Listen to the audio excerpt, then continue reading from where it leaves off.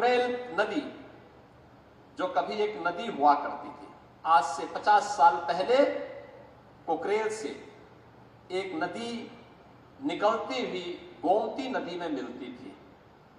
लेकिन 84 के बाद इस पूरी नदी को अपने स्वार्थ के लिए भूमाफियाओं ने पाटना प्रारंभ किया और परिणाम क्या हुआ? जो कभी नदी थी वह फिर नाला बन गया और फिर वह उन बस्तियों के ड्रेनेज को उड़ेलने का एक माध्यम बन गया। उसने एक नदी को तो मारा ही मारा, लेकिन साथ साथ गोमती नदी को भी प्रदूषित करने का काम किया।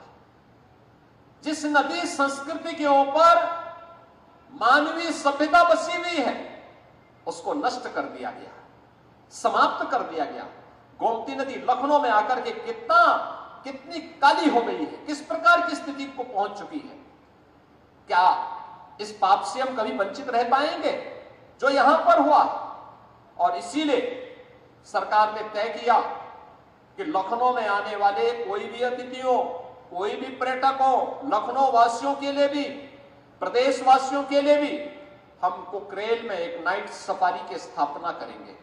नाइट सफारी यहां पे लोगों के पर्यटन और मनोरंजन के साथ साथ ज्ञानवर्धन का भी एक केंद्र बनेगा, लेकिन साथ साथ इको टूरिज्म के एक बेहतरीन स्पॉट के रूप में हम पूरे कोकरेल क्षेत्र को डेवलप करेंगे।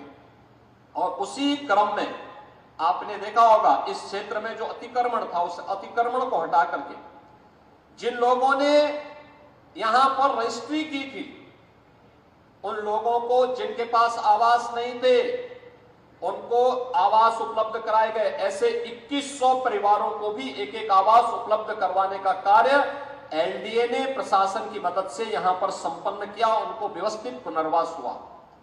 लेकिन साथ साथ जिन लोगों ने जमीन के धंधे के साथ जुड़ करके पर्यावरण को नुकसान पहुंचाने का काम किया और भूमाफिया बन करके लोगों को ठगने का काम किया, ऐसे भूमाफियाओं के खिलाफ भी कार्रवाई करते, एफआईआर लॉन्च कराते, उनके खिलाफ कार्रवाई की गई और सुप्रीम कोर्ट तक लड़ करके लखनऊ विकास प्राधिकरण ने आज इसे खाली करवाया है।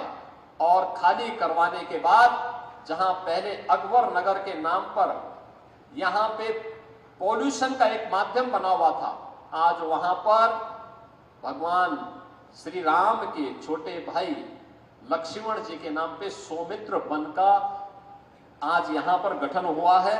ये जो जितने भी पेड़ लगाए जा रहे हैं ये सौमित्र वन ही हैं, ये सौमित्र वन के ही हो रहे हैं। हरशंकरी के एक वाटिका मुझे भी यहां पे लगाने का अवसर प्राप्त हुआ है।